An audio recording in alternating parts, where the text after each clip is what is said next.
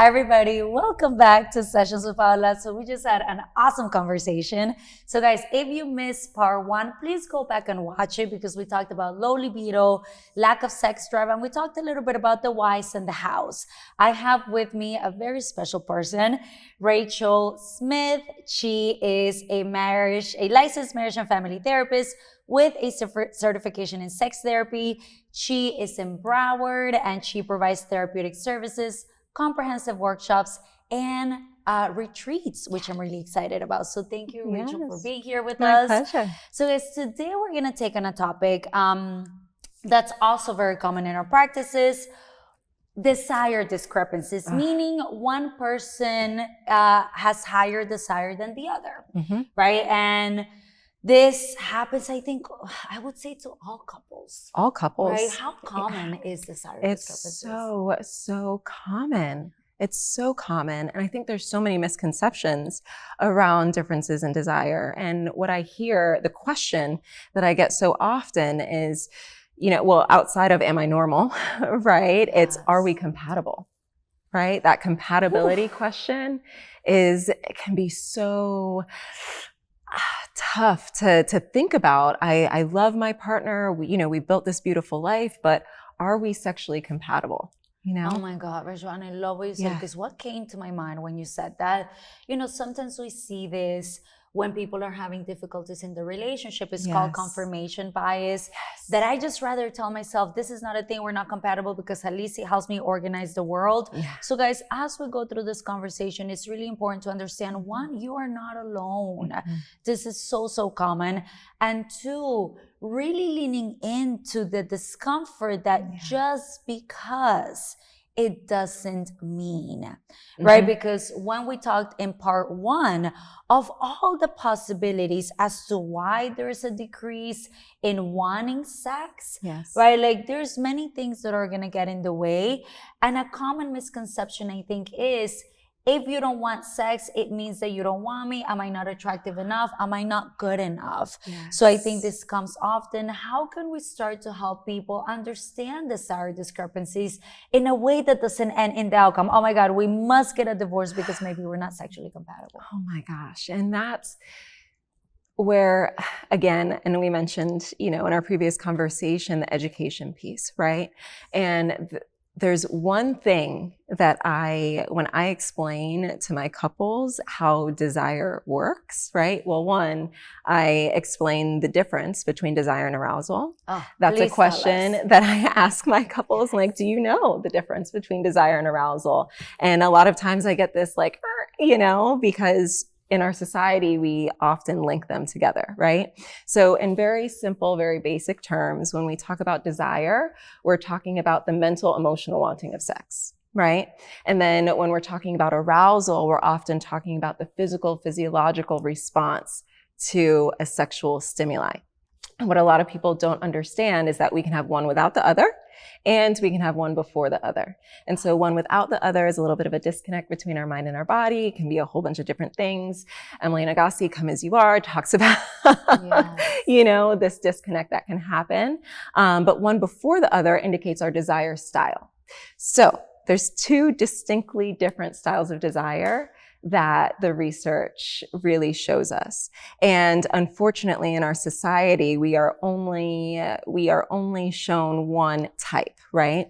And we often consider that to be spontaneous desire.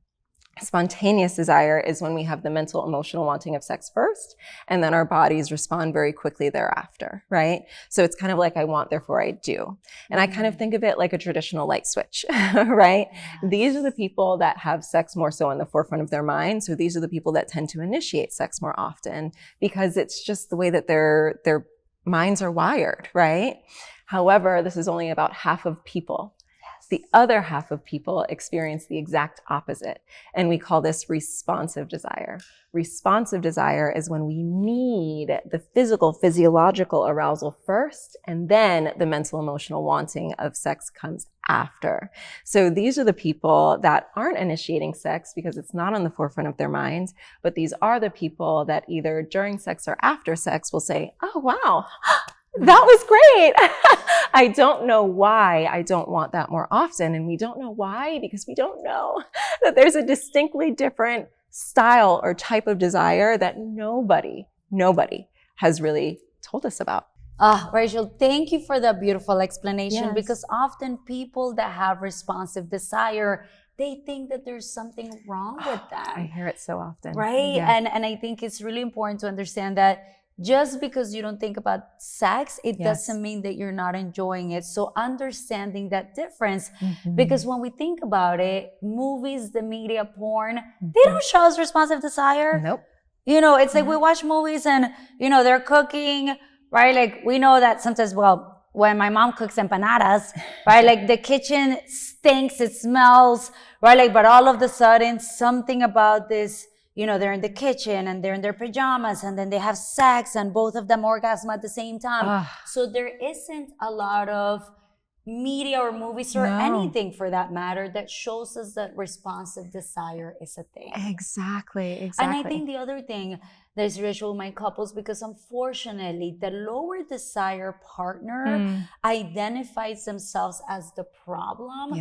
And so I've had presentations, guys, which unfortunately, you know, they come as a couple, but then the guy says, no, you have to stay in therapy and I don't really need to be here. Nope.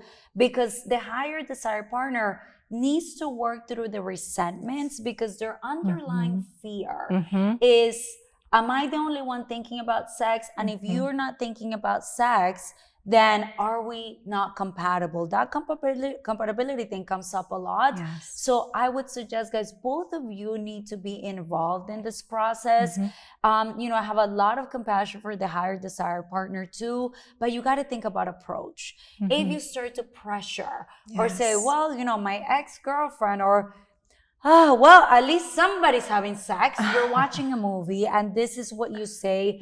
You know, resentments are simply unattended pain. And they're going to come through passive aggressive gestures.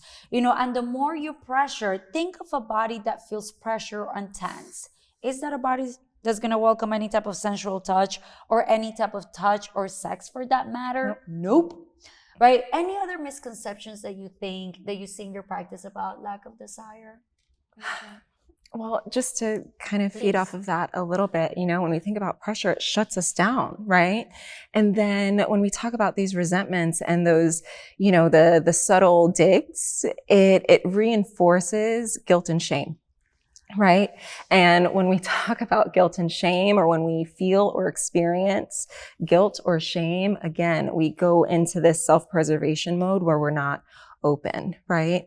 And you said something earlier about the wanting, and if we don't want sex, right? In our society, we're told if we don't want sex, we shouldn't have sex, and rightfully so for so many reasons, right? If we're talking about sexual abuse, unfortunately, the statistics right now, 1 in 3 women and 1 in 6 men, right?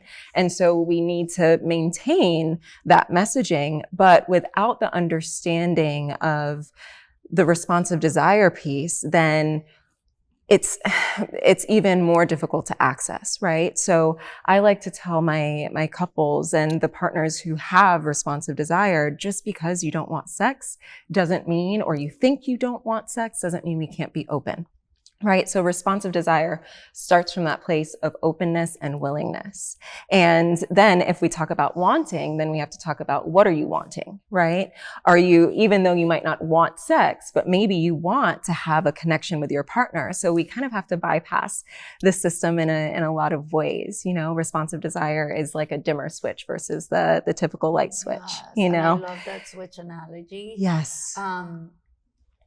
Because I think with desire, I think one of the most common things that I see is sex not worth wanting. You said two things earlier. You also talked about prioritizing. So guys, prioritizing means I'm gonna close the door on everything that's taking my attention away, because attention is at the core of connection.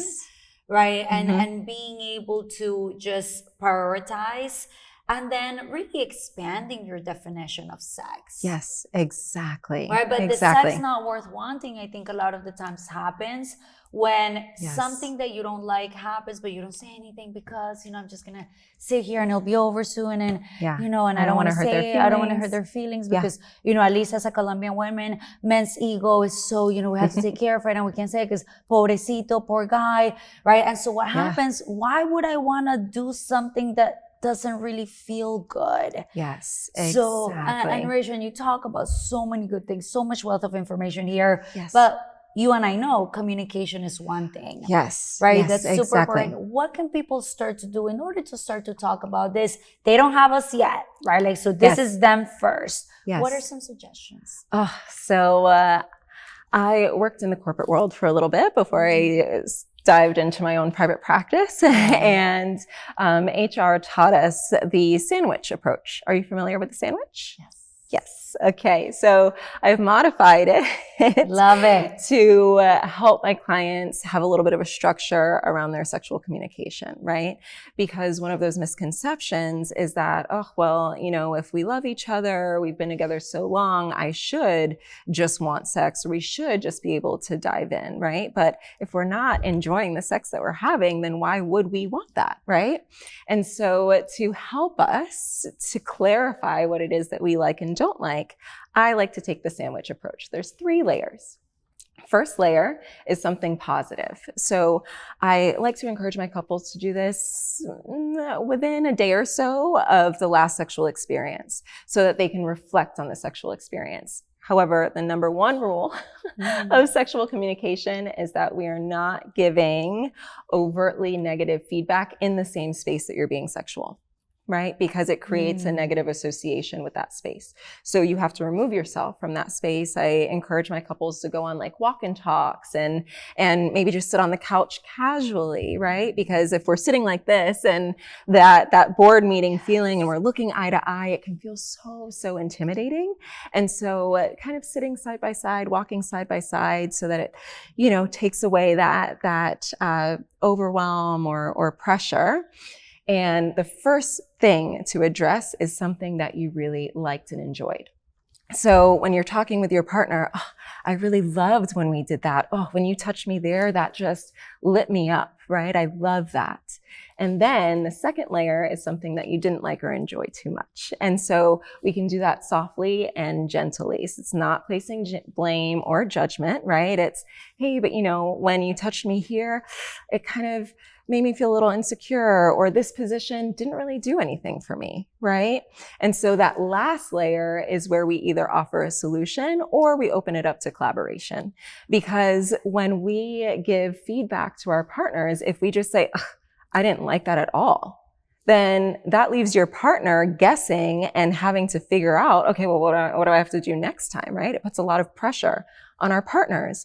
So when we take accountability for our own bodies and we can say, hey, so next time, do you think we can try this instead? Or, next time I would love if you really focused on this part of my body. Or if you don't have a solution, then you open it up for collaboration. So next time, what do you think you would want to try? Or is there, any ideas that you have that we can incorporate into our next sexual experience? Oh my God, love it, guys. And a key component, I love the sandwich thing. It's so useful. Yes. A key component about the middle is when somebody says, I didn't really like that because it's, sexual communication can be risky. Yes. And so the person says, oh my God, I'll never do that again. No. Stay in the discomfort of what was it about that you didn't enjoy. Exactly. Right? Because now we're being curious and we may be able to modify that experience, but you're getting to know your partner. When you talked about the shoulds, what I automatically thought, whose should is that? Who said that if we don't have sex, X amount of times, then it's a bad thing? And I love your suggestion about walk and talk. Yeah. Because, we see it in our sessions, Rachel, where people are looking, at us and they're spilling the beans. Yes. Right? Like when a couple starts to talk to each other, I'm like, okay, they're feeling a little bit more connected. But there's something that feels less threatening. Less intimidating. Less intimidating. Yes. When we are okay, I'm talking to you and I'm telling you how I feel, but I'm not really looking at you. That is a beautiful place to start. Yes. Thank you so much, Rachel. So Rachel, where can people find you? Okay, so my social media platforms, Infinite Intimacy Therapy. My website is also infiniteintimacytherapy.com. And I have some upcoming events and some really exciting things coming up for couples. So you can get all of that information there. Okay, awesome. Guys, remember that we all deserve a life filled with pleasure and play. Thank you for listening to us. Thank you for supporting me, guys, in my channel. And I will see you next time. Gracias. Ciao.